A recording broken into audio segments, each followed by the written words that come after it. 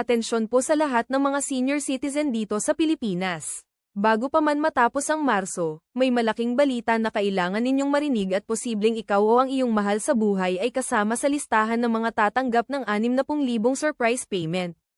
Hindi ito biro, hindi ito rumor. Ito ay isang tunay na programa na maraming seniors ang hindi pa alam.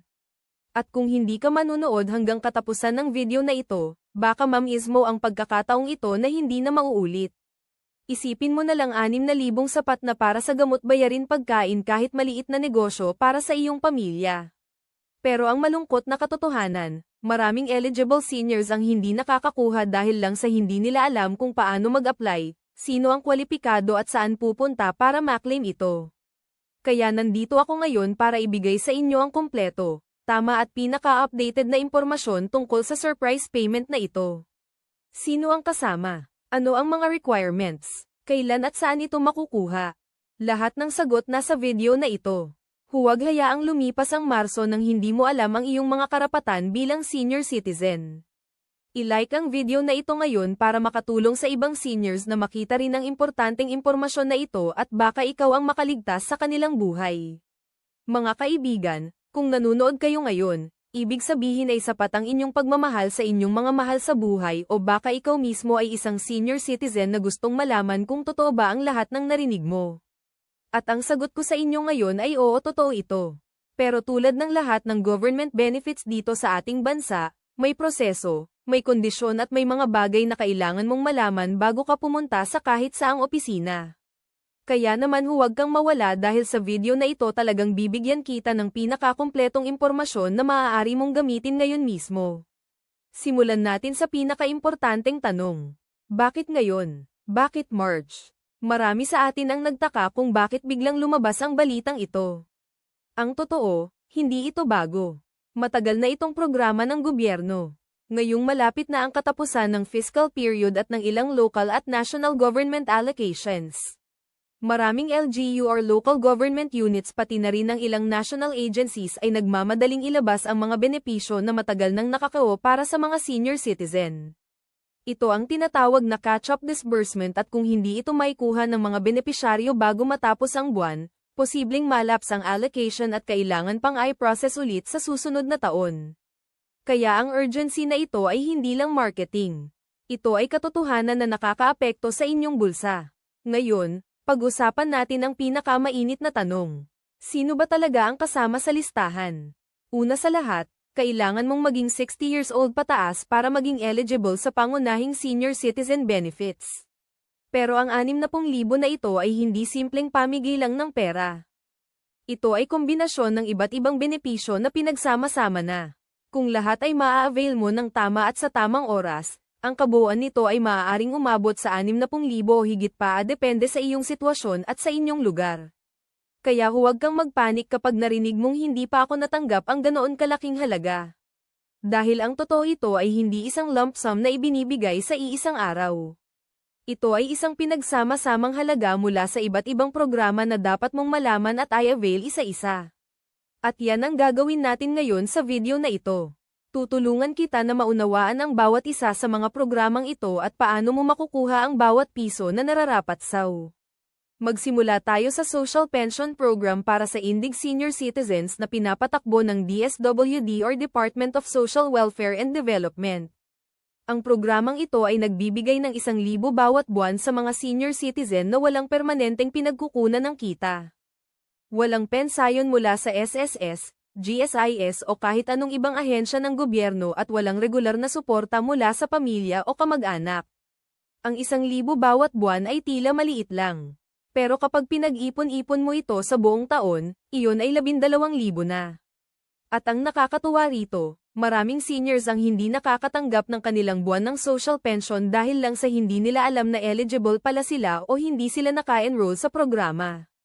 Kaya ang unang hakbang na kailangan mong gawin ngayon ay pumunta sa pinakamalapit na DSWD office o sa inyong barangay para malaman kung nakalista ka na o kailangan ka pang mag-apply. Bukod sa social pension, meron ding Centenarians Act na nagbibigay ng espesyal na benepisyo para sa mga senior citizen na umabot na sa edad na 100. Kung meron kang kilala o kamag-anak na 100 years old na o higit pa, Sila ay may karapatang tumanggap ng 100,000 cash gift mula sa gobyerno kasama ang isang letter of felicitation mula sa Pangulo ng Pilipinas. Ito ay batas. Republic Act 11768. Kaya walang sino man ang makakasabi sa inyo na hindi ito totoo. Kung hindi pa ito na-avail ng inyong lolo o lola na higit sa 100 na ang edad, tumakbo na kayo sa inyong lokal na opisina ng DSWD ngayon din. Ngayon naman pag-usapan natin ang SS Security System Benefits para sa mga senior citizen. Kung ikaw ay miyembro ng SSS at nakapagkontribusyon ng sapat na bilang ng buwan bago ka nagretiro, ikaw ay entitled sa isang monthly retirement pension. Ang halaga nito ay depende sa iyong average monthly salary credit at sa bilang ng iyong mga naibayad na kontribusyon. Pero ang marami sa atin ay hindi alam. Bukod sa monthly pension, may tinatawag ding 13th month pension na ibinibigay tuwing Nobyembre or Disyembre. Ito ay katumbas ng isang buwan na pensayon mo at ito ay otomatikong ibinibigay sa lahat ng aktibong pensyado ng SSS. Kaya kung hindi mo pa ito natatanggap, dapat mag-follow up sa pinakamalapit na SSS branch or mag-check sa iyong SSS online account. Para naman sa mga GSIS pensioners, ang mga dating government employees na naglingkod sa gobyerno at ngayon ay nagre-retire na. Mayon din kayong karapatang tumanggap ng iba't ibang benepisyo bukod sa inyong buwan ng pensayon. Kabilang dito ang Enhanced Life Policy, ang Consolidated Life Insurance at ang posibilidad na mag-avail ng emergency loan kung sakaling may pangangailangan. Ang GSIS ay isa sa mga pinakaaktibong mga ahensya ng gobyerno pagdating sa pag-aalaga ng kanilang mga miyembro. Kaya siguraduhing updated ang iyong UMID card at ang inyong personal na impormasyon sa GSIS para walang abala sa pagkuha ng iyong mga benepisyo. Pero hindi natatapos doon ang kwento. Isa pa sa mga pinakaimportanteng benepisyo na kailangan ng bawat senior citizen na malaman ay ang PhilHealth coverage. Sa ilalim ng Universal Health Act, ang lahat ng senior citizen sa Pilipinas ay otomatikong miyembro ng PhilHealth. Libre ang premium at sakop sila ng comprehensive health coverage. Ibig sabihin, ang bawat pagpapa-ospital, operasyon at kahit outpatient consultation ay may katumbas na benepisyo mula sa PhilHealth. Ang average na halaga ng PhilHealth benefits para sa isang senior citizen na nagpa-ospital ay maaaring umabot sa 20,000 hanggang 30,000 o higit pa depende sa karamdaman at sa haba ng confinement. Kaya ang PhilHealth membership ng inyong lolo o lola ay hindi lang isang piraso ng plastic na card. Ito ay katumbas ng libo-libong piso na saving sa medical na gastos bawat taon. Dagdag pa rito, ang bawat senior citizen ay may karapatang mag-avail ng Senior Citizen ID na nagbibigay ng 20% discount sa lahat ng gamot, pagkain sa mga restaurant, transportasyon, serbisyo ng ospital at marami pang iba. Kung gagamitin mo ito ng tama at consistent sa buong taon, ang savings na may dudulot ng Senior Citizen ID ay maaaring umabot sa libo-libo. At kapag kinumpute mo ito sa loob ng isang taon, madali mong maaabot ang 10,000 o higit pa sa naisave. Ang discount na ito ay Batas Republic Act 994 o ang Expanded Senior Citizens Act of 2010 at walang negosyo o establishmento ang may karapatang tumangging sumunod dito. Kung may nagre-refuse sa inyong senior discount, may karapatan kayong magreklamo sa DTI o sa OSCA, Office for Senior Citizens Affairs ng inyong lungsod o munisipalidad. Narito na tayo sa isa sa mga pinaka-exciting na bahagi ng video na ito. Ang ayuda at financial assistance programs ng inyong lokal na pamahalaan. Ito ang bahagi kung saan nagkakaiba-iba ang benepisyo depende sa kung saan ka nakatira. Maraming LGU sa buong Pilipinas lalo na ngayong malapit na matapos ang Marso. At ang unang quarter ng taon ay naglalabas ng special cash assistance programs para sa senior citizens. Ang halaga ay iba-iba. May nagbibigay ng 3,000, may 5,000 at may ilang LGU na nag-o-offer pa ng mas malaki depende sa budget ng kanilang lokal na pamahalaan. Ang pinakamagandang paraan para malaman kung may ganitong programa ang inyong lugar ay ang direktang makipag-ugnayan sa inyong barangay captain o sa OSC ng inyong munisipalidad. Huwag hintayin na may darating sa inyong pintuan. Pumunta kayo at itanong ng personal dahil maraming benepisyo ang hindi na ihahatid dahil lang sa walang pumupunta para kumuha. Ngayon, pag-usapan natin ang isang bagay na maraming senior citizen ang hindi alam.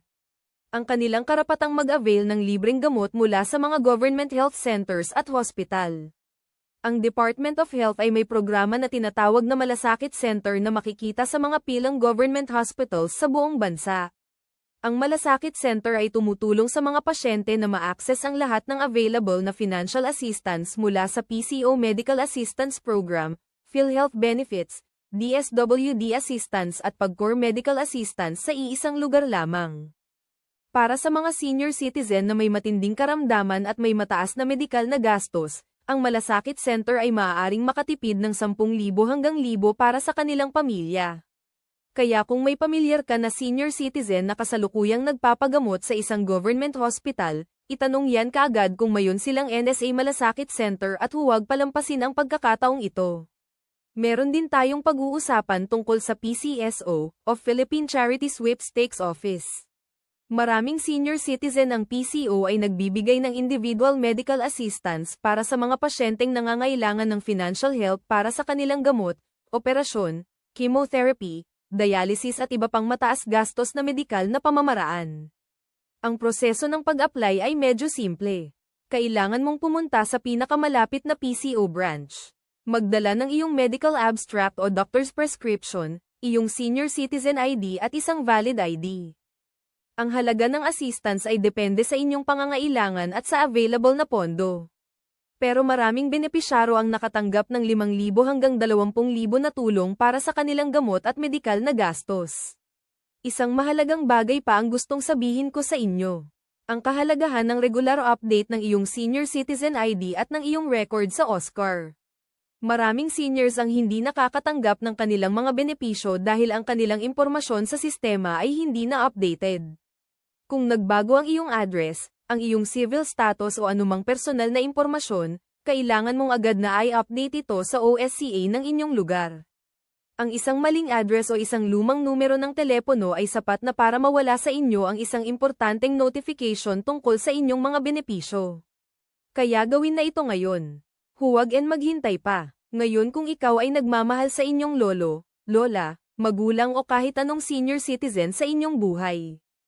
Gusto kong bigyan kita ng isang napaka-importanteng payo. Maging boses nila. Maraming senior citizen ang nahihiyang pumunta sa mga opisina, nahihirapang lumakad o hindi alam kung sino ang kausapin. Ikaw ang maaaring maging tulay nila sa mga benepisyong nararapat sa kanila. Samahan mo sila. Tulungan silang i-process ang kanilang mga papeles. Siguraduhin hindi sila naiiwanan ng sistema na dapat ay naglilingkod sa kanila. Dahil ang mga senior citizen natin, ang ating mga lolo at si lola ay nagbayat yung kanilang buwis, naglingkod sa lipunan at itinayo ang bansang ito para sa ating lahat. Nararapat lamang na ngayon sa kanilang katandaan ay bigyan natin sila ng pagpapahalaga at tiiyakin nating makukuha nila ang lahat ng benepisyong inilaan para sa kanila.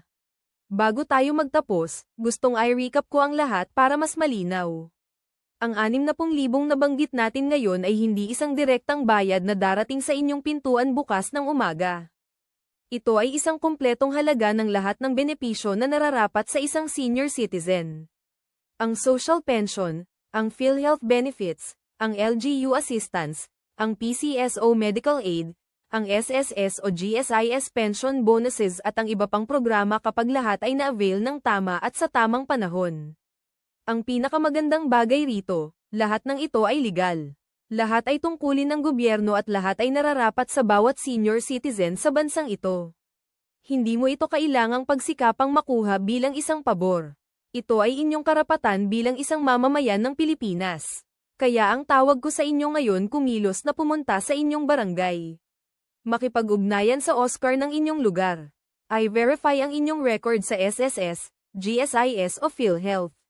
Alamin kung may special ayuda ang inyong LGU ngayong Marso. At higit sa lahat, huwag hayaang lumipas ang buwan na ito nang hindi ninyo alam ang inyong mga karapatan dahil ang bawat piso ng benepisyong hindi mo nakuha ay isang piso na nawala sa inyong pamilya, sa inyong kalusugan at sa inyong dignidad bilang isang senior citizen. Salamat sa inyong panonood hanggang makatapusan na ng video na ito. Kung natutunan kayo ng kahit isang bagay ngayon, i-share ang video na ito sa inyong mga kakilala, kamag-anak at mga mahal sa buhay na senior citizen dahil ang impormasyon ay ang pinakamakapangyarihang bagay na maaari nating ibigay sa isa't isa. At kung mayroon kayong mga tanong o gustong ibahagi ang inyong karanasan sa pagkuha ng mga benepisyong ito, Ilagay sa comments ang inyong mensahe. Narito ako para sagutin ang bawat isa. Hanggang sa susunod na video. Ingat lagi at huwag kalimutang ipaglaban ang inyong mga karapatan.